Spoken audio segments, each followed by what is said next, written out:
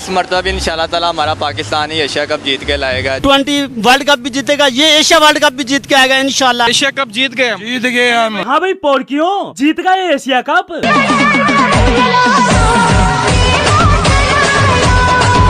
मतलब बंदे रो रो कर 1-2 मैच क्या जीत गए। पोर्की 7वें आसमान पर चढ़े हुए थे, अपने आप को ऐसा समझ रहे थे जैसे यही क्रिकेट के बेताज बादशाह हों। दूसरे देशों के खिलाड़ी ही नहीं, बंदे अपनी टीम की तारीफ में फटे जा रहे थे। और जैसे ही पोर्की एशिया कप हारता बंदा कुछ करके हारो, खेला तो सही, बिस्तर पे लेटे रहते, होटल में रहते, गर्मी में हम मरे सड़े।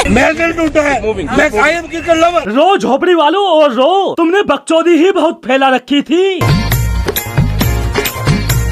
और भाई अब तो ये पोर्की हार के सदमे में इस कदर बौखला चुके हैं कि बंदों ने पाकिस्तान की हार का जिम्मेदार भी इंडिया को ठहरा डाला। हमें मैं बाबा को किसकी नजर लगी? इंडिया, आपकी नजर लगी। आप लोग रोना बंद कीजिए, मेरे तक आवाज आ रही है। भाई पोर्कियों ने एशिया कप शुरू होने के 2 महीने पहले से ही बड़ा हल्ला काट रखा था कि एशिया कप लेंगे, एशिया कप लेंगे। मुंह में ले लो अब झोपड़ी वालों। और वैसे भी ये पोर्की कोई ट्रॉफी जीतने के लिए खेलते ही कब हैं? ये तो सिर्फ इंडिया से मैच जीतने के लिए खेलते हैं, वही इनकी ट्रॉफी होती है, वही इनका फाइनल। और अगर इस बीच पोर्की इंडिया से कोई मैच हार जाए तो बदला पूरा हो गया, शाहीनों ने हिसाब बराबर कर दिया। बाबर आजम 11 ने पिछली शिकस्त का बदला चुका दिया। बदला बदला बदला बदला बदला। भाई यही है इन पोर्कियों की असली कहानी। बंदे इंडिया से मैच क्या हारे, पोर्की बदले की भावना में इस कदर जलने लगे मानो इंडिया से जंग हार गए हों। जिस भी पोर्की को देखो, जबरदस्त मैच था और पाकिस्तान ने बदला ले लिया पिछले मैच का। अब भाई जंग तो ये पोर्की जीतने से रहे तो अपना दिल बहला लेते हैं एक मैच जीतकर। और इंडिया से मैच जीतने की खुशी मानो बंदों ने मैच जीतकर मुल्क की इकोनॉमी उठा दी हो। आम लोगों से लेकर पाकिस्तानी फौज तक इंडिया से मैच जीतने के जश्न में इस कदर डूबे हुए थे मानो इंडिया से इन्होंने मैच नहीं जंग जीत ली हो। पाकिस्तान ने भारत का उधार चुका दिया, दुबई का बदला दुबई में ले लिया। अबे भिखारियों, बिना भीख मांगे एक दिन मुल्क चलाने की औकात नहीं। नया पीएम बनने की देरी नहीं होती कि कटोरा लेकर दूसरे देश भीख मांगने पहुंच जाते हो। पूरा मुल्क पहले ही गिरवी रखा हुआ है और तुम उधार चुकाओगे। खाने को चने नहीं, पिछवाड़ा मांगे जायफल, तनख्वाह 550, कंधे टांगे राइफल। साला एक बार दूसरे देशों का हजम करने के बाद कभी किसी देश का 1 रुपया वापस नहीं किया होगा और उधार चुकाने वाले बन रहे हो। मारो तो खोपड़ी तोड़ साले का मार। भाई इन पोर्कियों की तो मुझे बकचोदी ही समझ नहीं आती, ना इन्हें हार बर्दाश्त होती ना ही जीत गए तो लंबी लंबी फेंकने लगते हैं और हार गए तो अपनी हार नहीं मानते, बल्कि हारने के बावजूद भी इनका कहना होता है क्योंकि हम मैच हारे ही नहीं है ना, ये कोई हार थोड़ी बोलते हैं। आखिरी गेंदों तक हम लड़े। हमारा एक बहुत बड़ा बॉलर शाहीन शाह भी नहीं था और दूसरे भी जो बॉलर थे इंजर्ड थे। उस हिसाब से अगर मैं देखा जाऊँ तो यार ये पाकिस्तान की एक जीत है। भाई यही वजह रही कि इंडिया ने इस मैच में वैसा प्रदर्शन नहीं किया जैसा करना चाहिए था, क्योंकि इंडियन टीम को भी पता था कि ये पोर्की हारने के बाद भी खुद को विनर घोषित कर देंगे तो ग्राउंड पर जद्दोजहद करने से क्या फायदा।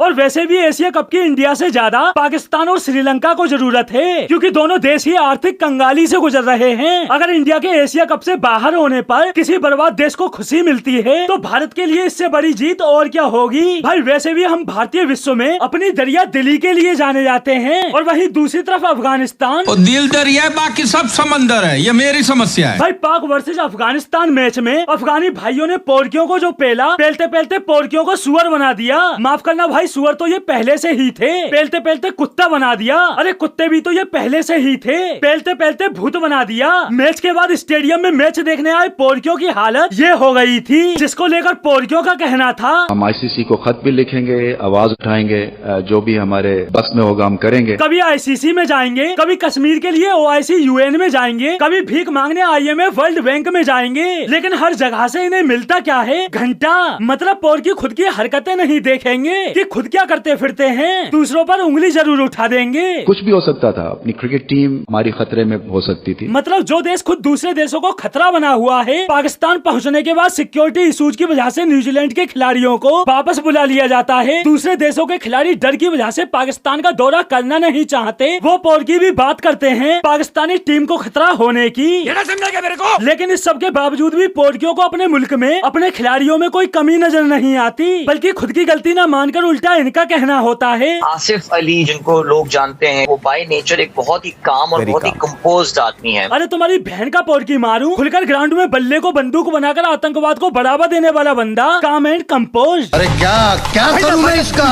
क्या करूं? भाई जब से अफगानी भाइयों ने इन पोर्कियों को ग्राउंड के अंदर और बाहर पेला है, तब से ये पोर्की अपना आपा खो बैठे हैं। इनको यकीन ही नहीं हो रहा कि अफगानिस्तानी टीम पाकिस्तानी प्लेयर्स का ये हसर भी कर सकती है। साले रो रो कर जीते। में लग रहा होता है ना कि बस अब लगता है कुछ नहीं बचा, अल्लाह ना करे हार जाएंगे, लेकिन उसी वक्त ही हम जीत जाते हैं। इसी जलन में पोर्कियों ने इंडिया वर्सेज अफगानिस्तान मैच को ट्विटर पर फिक्स ट्रेंड करा दिया। इधर इंडिया अफगानिस्तान से मैच जीता, पोर्कियों की बकचोदी शुरू।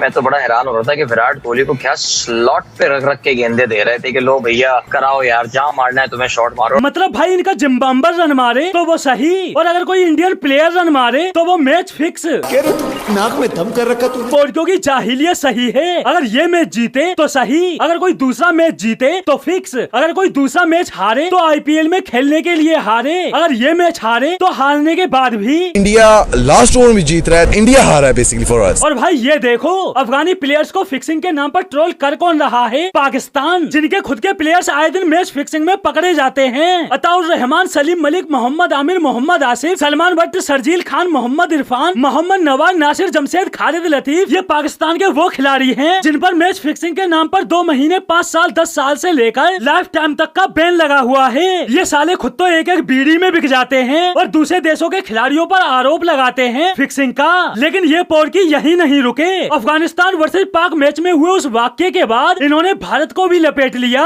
अफगान शायकीन बदतमीजी में भारतीयों से भी बहुत आगे निकल गए। स्टेडियम की कुर्सियां उखाड़ कर पाकिस्तानी शायकीन पर फेंकी। भाई भारतीय दर्शकों ने मैच के दौरान स्टेडियम में क्या बदतमीजी दिखाई? किसी भारतीय दर्शक का एक वाक्य नहीं होगा, लेकिन उसके बावजूद भी ये मुंहफट भारत के खिलाफ जहर उगल रही है। अब भाई आप खुद सोचो, इन पोर्कियों के जहर में भारत के खिलाफ किस कदर जहर भरा हुआ है। और ये जहर तो आपको उस दिन ही समझ जाना चाहिए था जब इंडिया वर्सेज पाक मैच के दौरान ये अर्शदीप को लेकर भारत के खिलाफ साजिश कर रहे थे। पाकिस्तानी बल्लेबाज मोहम्मद आसिफ का कैद छोड़ने पर इंडियन इंतहा पसंदों ने अर्शदीप सिंह को खालिस्तानी करार दे दिया। और इस सब की हकीकत भाई पोर्कियों ने जानबूझ के अर्शदीप के खिलाफ ट्विटर पर फर्जी ट्रेंड चलाया और अर्शदीप को खालिस्तानी बताते हुए फर्जी अकाउंट से तमाम ट्वीट्स किए ताकि भारत की छवि खराब की जा सके। यहाँ तक कि इन्होंने विकिपीडिया तक से अर्शदीप की इंफॉर्मेशन चेंज कर दी। और इंफॉर्मेशन चेंज करने वाले का आईपी एड्रेस कहाँ का था? पाकिस्तान का।